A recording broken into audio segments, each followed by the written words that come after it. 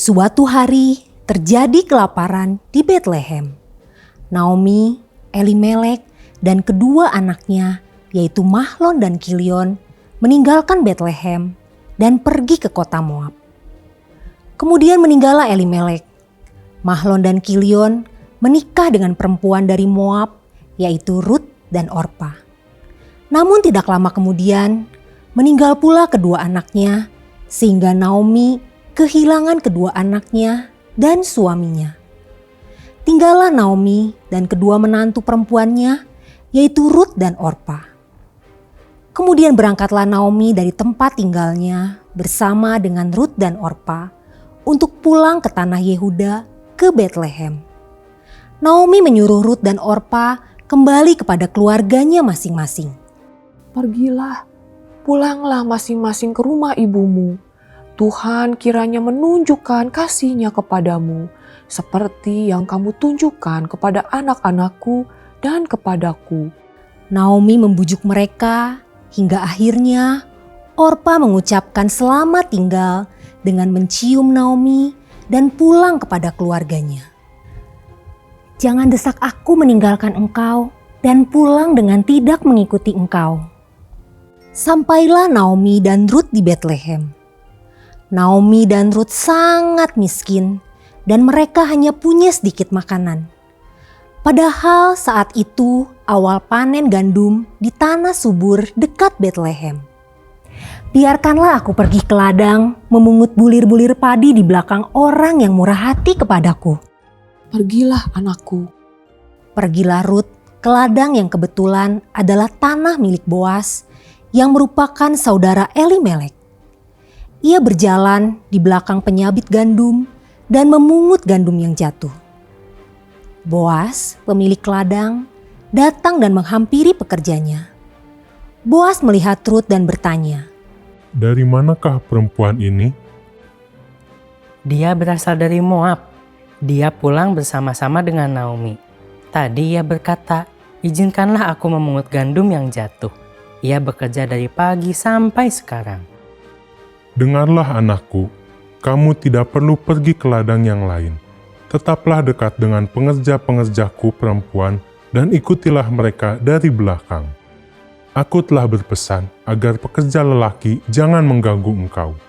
Dan jika engkau haus, pergilah ke tempayan dan minumlah air yang dicedok oleh pengerja-pengerja itu."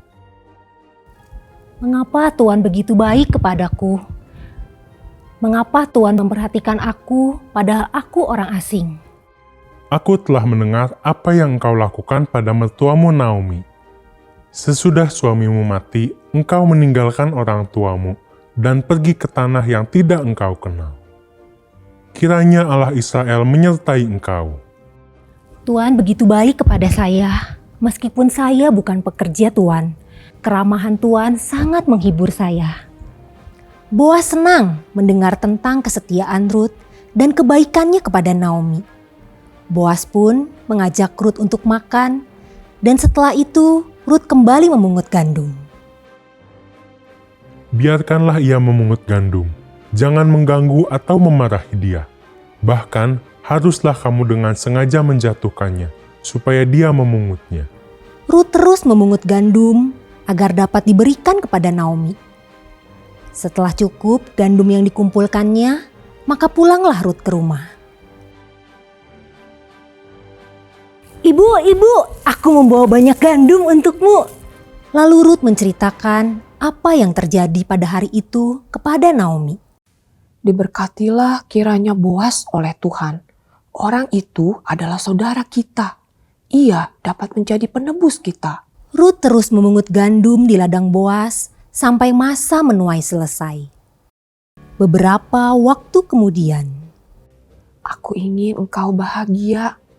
Pergilah kepada Boas dan mohon agar ia mau melindungi kita.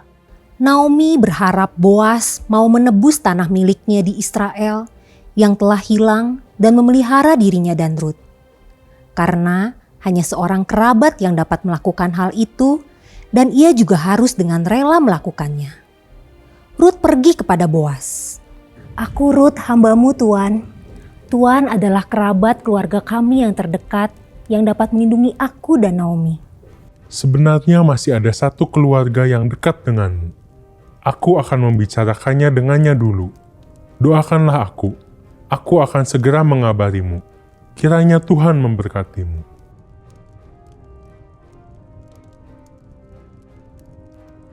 Rut memberitahu Naomi bahwa ia sudah melakukan apa yang diperintahkannya. Tunggu saja nak, Boas tidak akan tinggal diam sebelum ia menyelesaikan perkara ini. Kita berdoa saja kepada Tuhan. Ternyata Boas bukan hanya setuju untuk menebus tanahnya. Ia juga menikahi Rut agar keturunan Naomi dapat diteruskan. Allah telah menyediakan segala yang dibutuhkan Naomi dan Rut, memberikan kepada mereka makanan dan perlindungan yang mereka butuhkan melalui Boas, saudara penebus mereka. Tuhan memberkati Rut sehingga ia hamil dan melahirkan seorang anak laki-laki. Mereka menamainya Obed. Obed adalah kakek dari Daud yang lahir di Betlehem, yang nantinya akan menjadi kakek moyang dari Yesus. Jadi dari keluarga Naomi, Rut, Boas, Obed, Isai, Daud akan lahir Tuhan Yesus di kota Betlehem.